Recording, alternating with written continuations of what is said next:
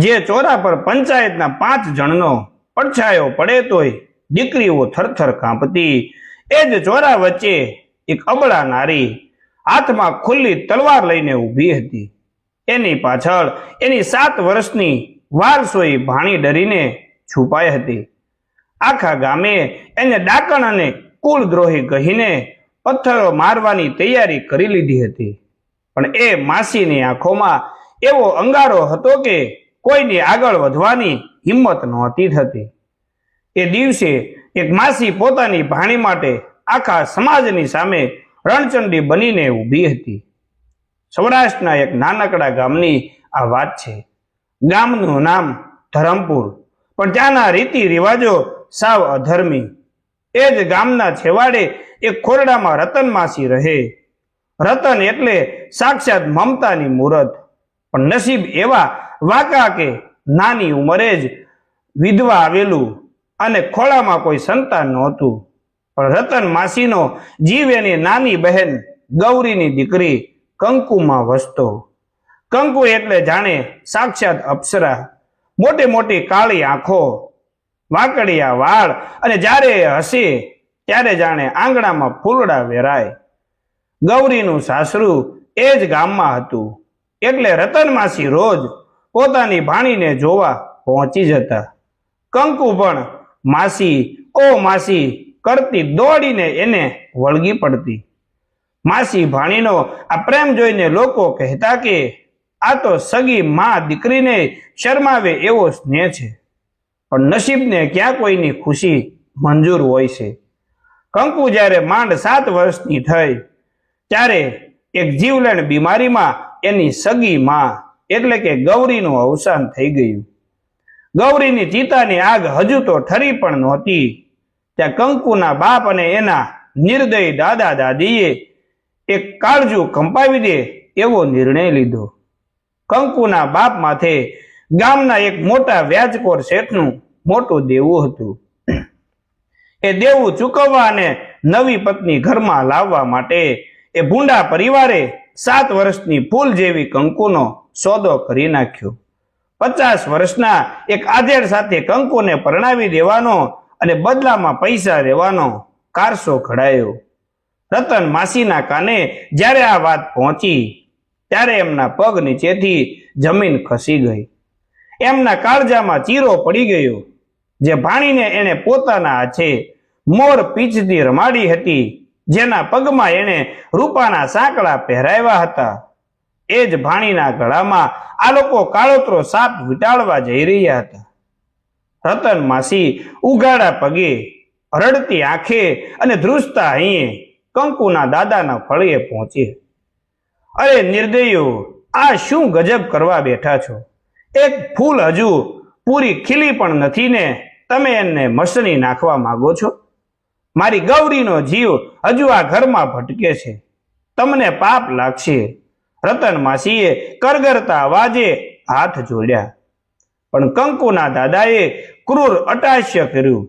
રતન, તું તારી મર્યાદામાં રહે. આ અમારા ઘરની દીકરી છે, પારકી થાપણ છે. એનું શું કરવું એ અમે નક્કી કરીશું. કાલે સવારે શેઠ જાન લઈને આવવાના છે.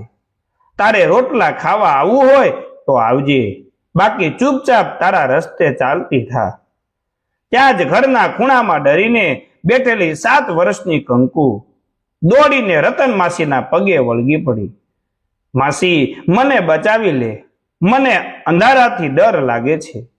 માસી એના નિર્દોય આંસુ રતન માસીના પગ પર પડ્યા અને રતન માસીના હૈયામાં જાણે જવાળા મૂકી ફાટી નીકળ્યો. જે માસી અત્યાર સુધી હાથ જોડીને કરગરતી હતી, એની આંખોમાં અચાનક લોહી ઉતરી આવ્યું. એણે કંકુને પોતાના ખોળામાં ઊંચકી લીધી. મારી બહેન મરી ગઈ છે, પણ એની માસી હજુ જીવતી બેઠી છે. કંકુ મારી ભાણી છે, મારા લોહીનો અંશ છે. હું જોઉં છું કે કાલે કયો શેઠ એને પરણવા આવે છે અને આખા ધરમપુર ગામમાં કોણ છે જે કંકુને મારા હાથમાંથી ખેંચી જાય છે. આટલું બોલીને રતન માસી કંકુને છાતીએ વળગાડીને પોતાના ઘર તરફ વળી ગયા. પાછળ કંકુના બાપે બૂમ પાડી, કાલે સવારે આખું ગામ અને પંચાયત તારા આંગણે આવશે રતન. તું સમાજની સામે બાત ભીડવા જાય છે. તને જીવતી સળગાવી દઈશું. રાત પડી ગઈ છે. રતન માસી પોતાના ઘરના દરવાજે અંદરથી સાંકળ મારીને હાથમાં પોતાના સ્વર્ગસ્થ પતિની જૂની તલવાર લઈને દરવાજા પાછળ જાગતા બેઠા છે. ખોળામાં કંકુ સૂતી છે. સવાર પડવાની છે અને આખું ગામ રતન માસી પર તૂટી પડવાની તૈયારીમાં છે. સૂરજ હજુ તો આકાશમાં માંડ ડોકિયું કરતો હતો ત્યાં જ ધરમપુર ગામના ચોરેથી હોબાળો શરૂ થઈ ગયો.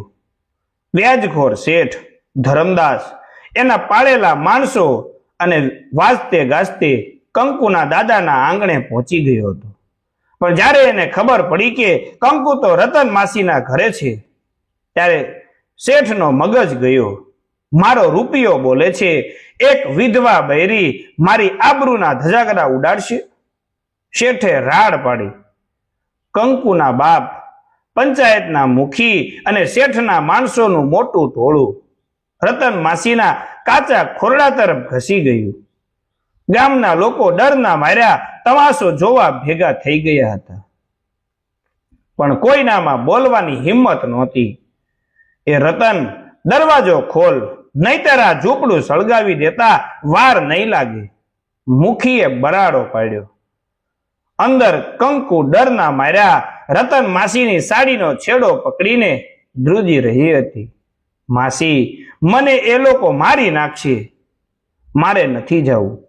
એના માસૂમ હોઠ ફફડતા હતા અને આંખોમાંથી શ્રાવણ ભાદરવો વરસી રહ્યો હતો.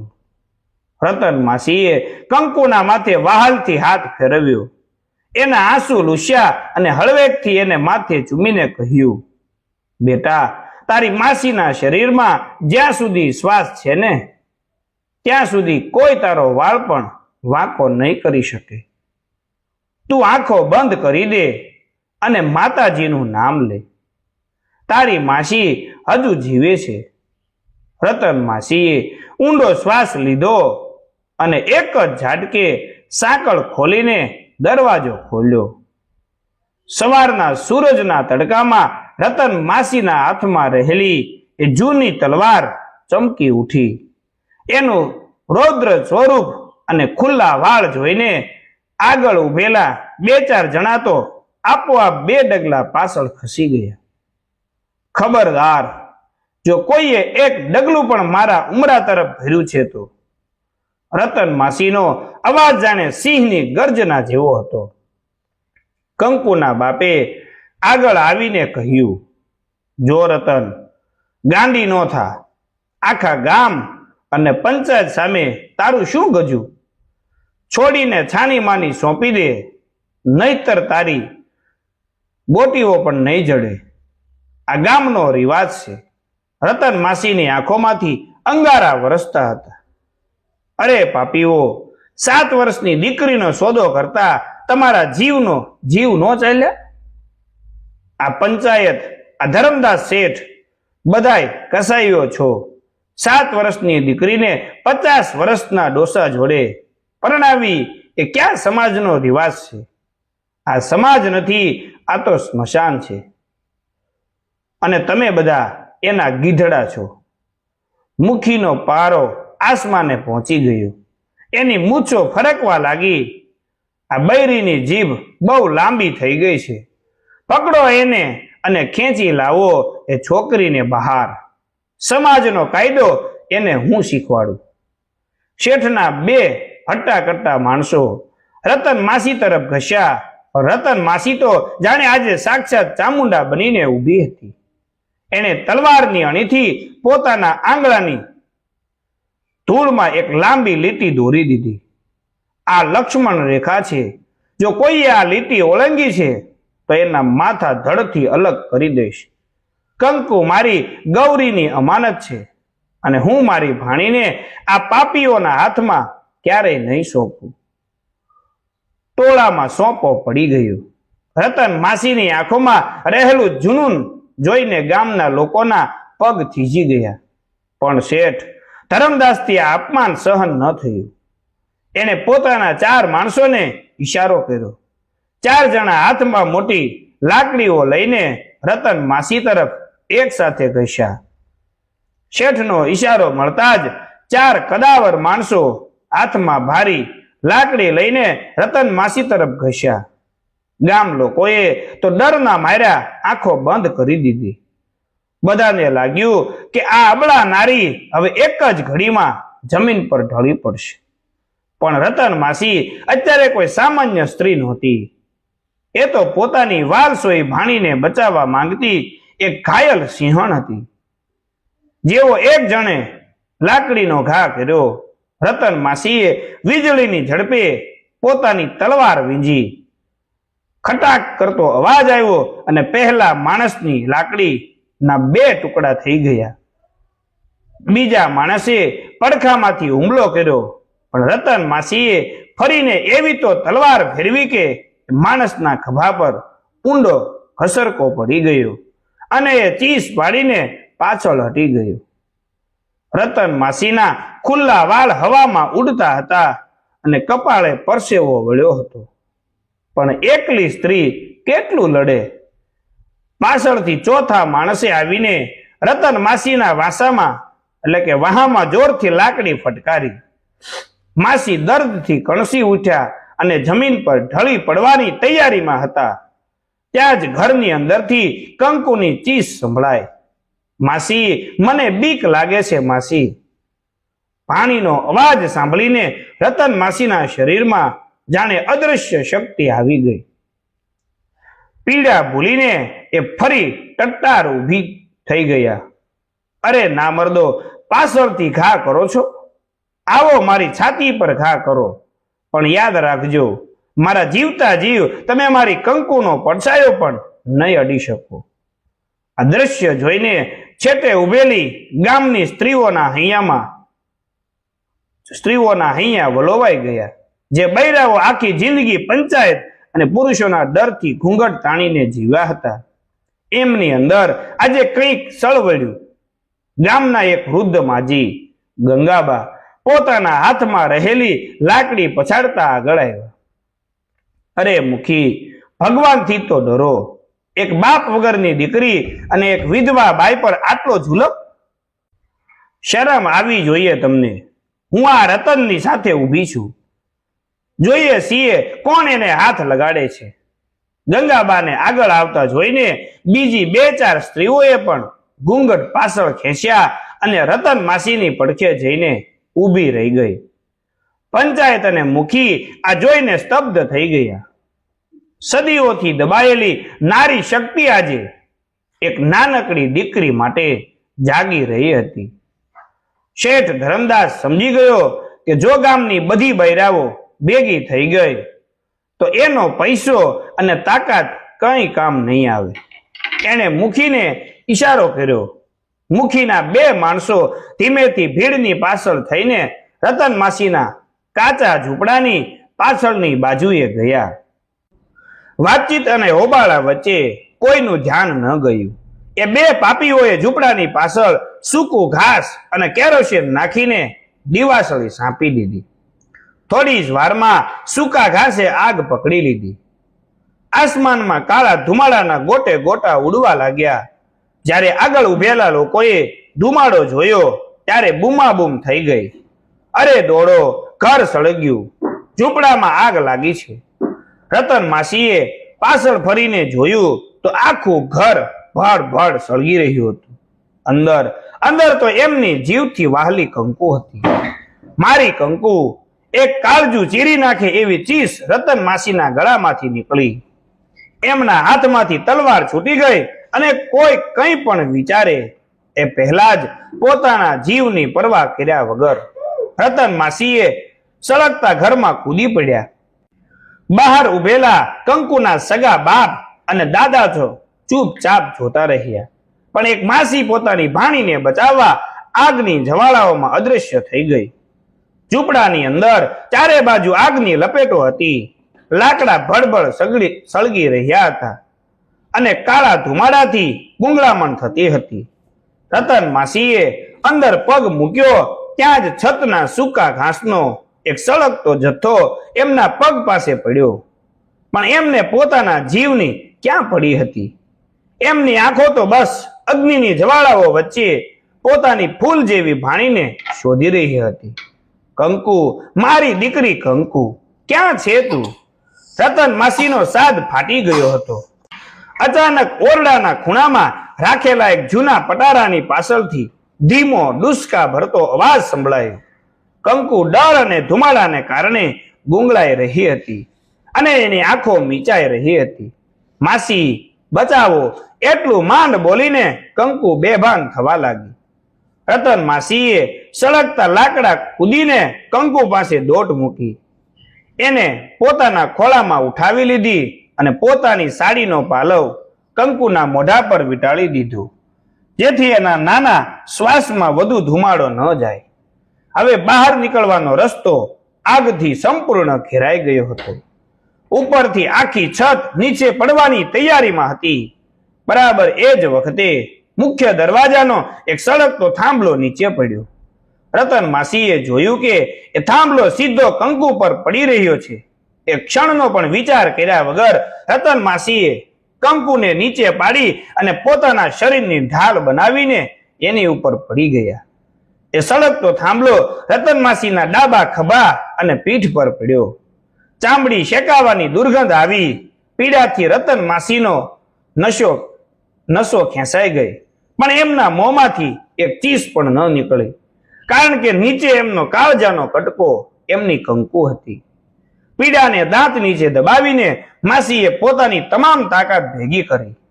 કંકુને છાતીએ વળગાડીને એ અડધા બળેલા દરવાજાને જોરદાર લાત મારીને ધગધગતા અંગારાઓ વચ્ચેથી બહાર આવ્યા. બહાર ઉભેલું આખું ગામ સ્તબ્ધ થઈ ગયું. પવનના સુસવાટામાં રતન માસી અગ્નિ દેહની વચ્ચેથી સાક્ષાત કોઈ દેવીની જેમ બહાર આવ્યા હતા. એમના કપડા અને વાળ અમુક જગ્યાએથી સળગેલા હતા. ચહેરો ધુમાડાથી કાળો પડી ગયો હતો. ખભા અને પીઠ પરથી દાજાના ઘામાંથી લોહી નીતરી રહ્યું હતું. પણ એમની છાતીએ વળગેલી કંકુનો એક વાળ પણ વાંકો નહોતો થયો. માસીના હાથ પગ ધ્રુજતા હતા, છતાં આંખોમાં હજુય એ જ ખુમારી હતી. આ દ્રશ્ય જોઈને ગામના પુરુષોની નજરો શરમથી ઝૂકી ગઈ.